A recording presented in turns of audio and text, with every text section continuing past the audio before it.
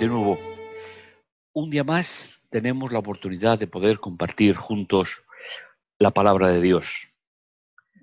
Llegar a un día a su final y poder compartir con nuestros hermanos a través de esta iglesia virtual que estamos configurando en el tiempo es una gran oportunidad de parte de nuestro Dios. Seguimos repasando, leyendo cada día una porción del Evangelio de Marcos y seguimos intentando comprender a ese Jesús especial que compartió con nosotros más de 30 años de su vida y que finalmente llegó a consolidar el plan de salvación para cada uno de nosotros. Por eso, hoy nos adentramos en una nueva historia, tal y como ya estamos acostumbrados en el Evangelio de Marcos, que nos permite visualizar de forma escueta, casi como una noticia, como ya hemos comentado a lo largo de la serie, algunos aspectos fundamentales del ministerio de nuestro Dios. Espero y confío que todos vosotros estéis bien, espero y confío que sigamos con ánimo, con fuerza, enfrentando la situación, porque el final ya se empieza a divisar de una u otra forma. Y gracias a todos los que hacéis posible este ministerio a través de la Iglesia en casa, para sentirnos arropados y sentirnos que estamos juntos los unos con los otros. Hoy vamos a repasar la segunda multiplicación de los panes y de los peces que recoge Marcos en su Evangelio, el capítulo 8 del 1 al 10. Ya estamos acostumbrados, como hemos comentado, a resumir los textos tal y como los encontramos en el Evangelio y extraer al final una lección espiritual para nuestra vida. Por eso, comenzamos leyendo del 1 al 8 de este Evangelio. Dice, uno de aquellos días, como ya había otra mucha gente y no tenían qué comer, Jesús llamó a sus discípulos y los interrogó. De nuevo nos encontramos que la fama de Jesús va aumentando. Va aumentando en dos direcciones. La religión oficial entiende que Jesús es un problema para sus objetivos nacionalistas, pero las personas más desfavorecidas, las personas con menos recursos sociales, religiosos, económicos, empiezan a escuchar que hay un nuevo maestro, un nuevo rabino que está llenando sus expectativas. Por eso se van agrupando alrededor de él y de nuevo llega una jornada donde son muchos, varios cientos los que se reúnen en torno a Jesús. Y de nuevo va a haber esa colaboración, que es lo que finalmente Marcos está queriendo decir en todo su evangelio, entre las fuerzas que Jesús utiliza para resolver el problema de las personas y la colaboración del ser humano para que se sienta involucrado en ello. ¿Sabéis? Esto es un antetipo de la misión que la Iglesia recibió a partir del Pentecostés, de predicar el Evangelio, de dar el alimento espiritual a miles y miles de personas. El Evangelio nos muestra cómo Jesús llamó a sus discípulos y les dijo, me da lástima esta gente. Extrapola esta idea a la evangelización. Dios podía haber predicado el Evangelio sin necesidad del ser humano. Dios podía haber multiplicado los panes y los peces en esta historia sin la necesidad de sus discípulos. Pero tanto Jesús como el Padre consideran necesario que nos involucremos en las necesidades de los demás.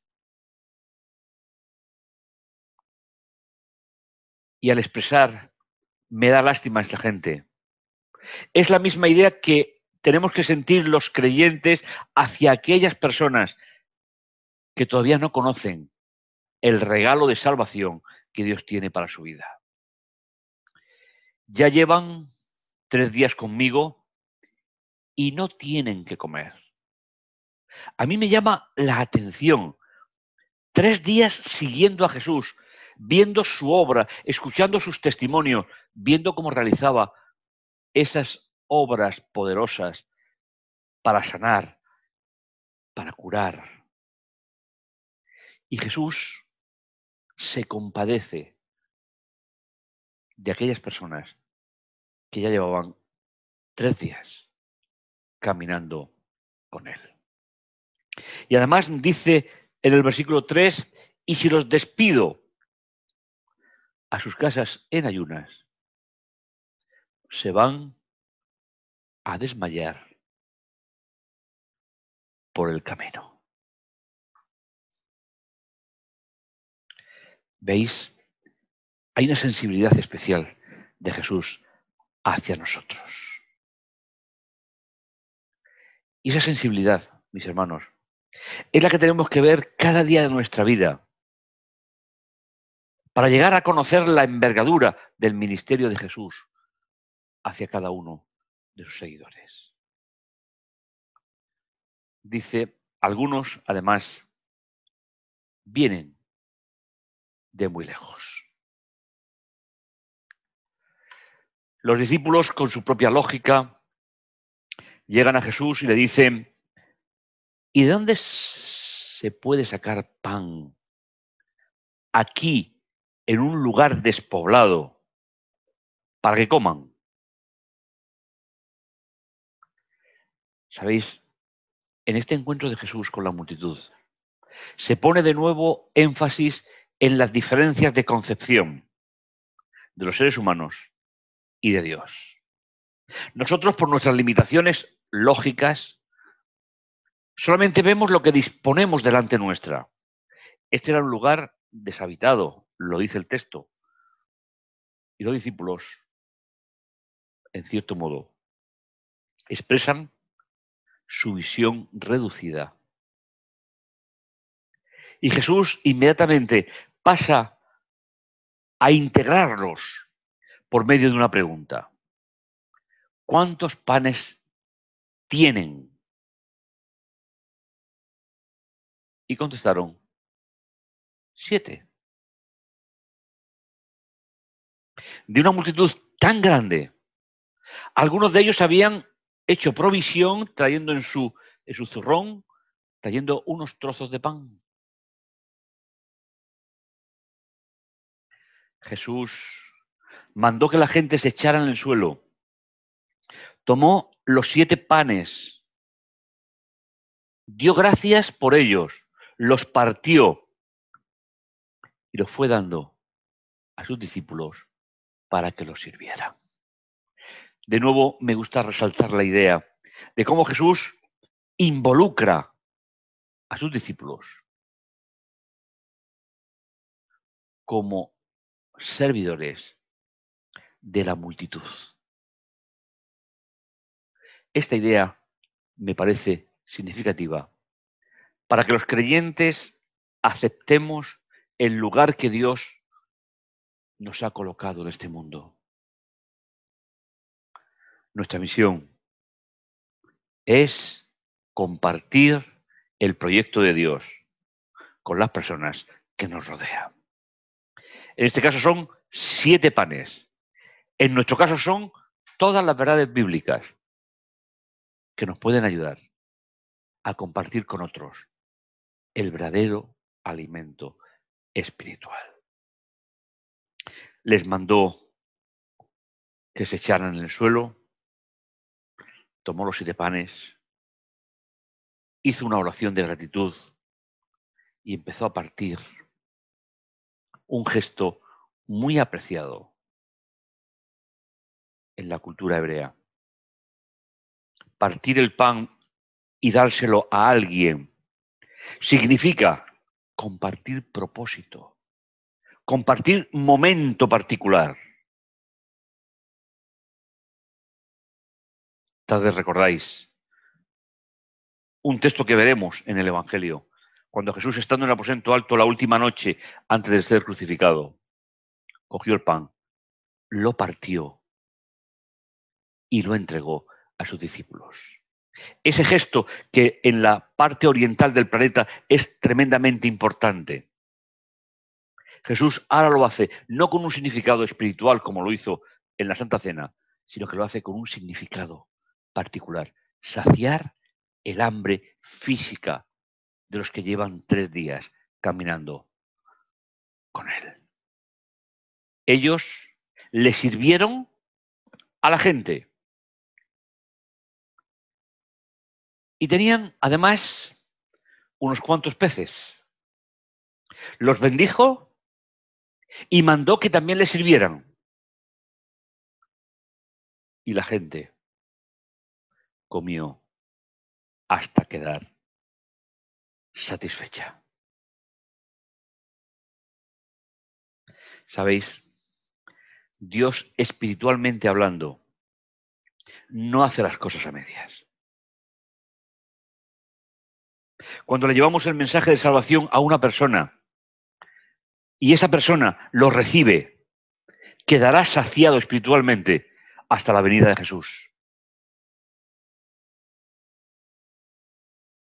Luego, el maestro manda recoger los trozos sobrantes y llegaron a llenar hasta 7 cestos de pan. Y nos dice, y eran unos 4.000. ¿Qué mensaje de esperanza compartió Jesús a decenas y decenas de personas que tenían no solo hambre física, sino tenían necesidad de conocer el plan de Dios para su vida? Cuando los hubo saciado, Jesús los despidió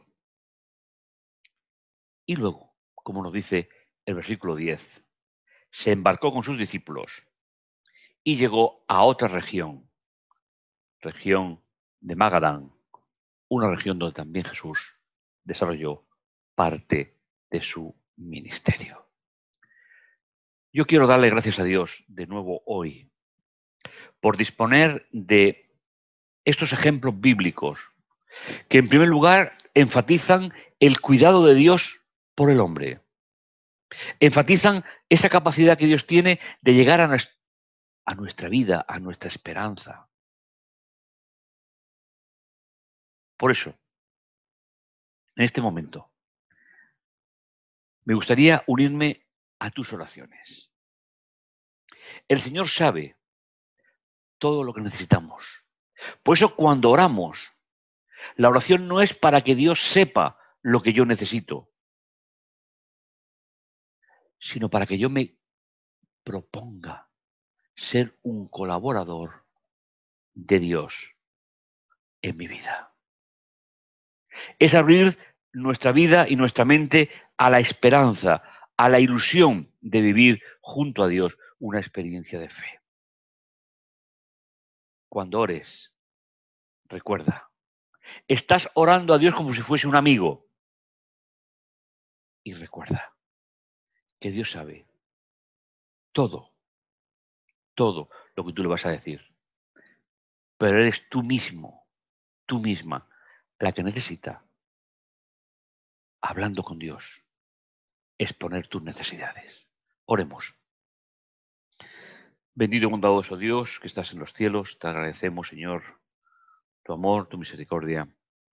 Gracias, Padre, por estos momentos que tú nos concedes al final de cada día de poder compartir esperanza, fe, ilusión por seguir caminando contigo. Elevamos, Señor, como grupo, como iglesia, esta oración de gratitud hacia el trono de tu gracia, porque tú eres nuestro Dios. Te lo agradecemos, Señor, te bendecimos por ello y te damos las gracias por todo cuando tú haces en nuestra vida. Gracias, Señor, por este hermoso día y seguimos caminando contigo. En el dulce nombre de Jesús. Amén. Que el Señor te bendiga en este final del día y no olvides, nos vemos mañana en el siguiente programa.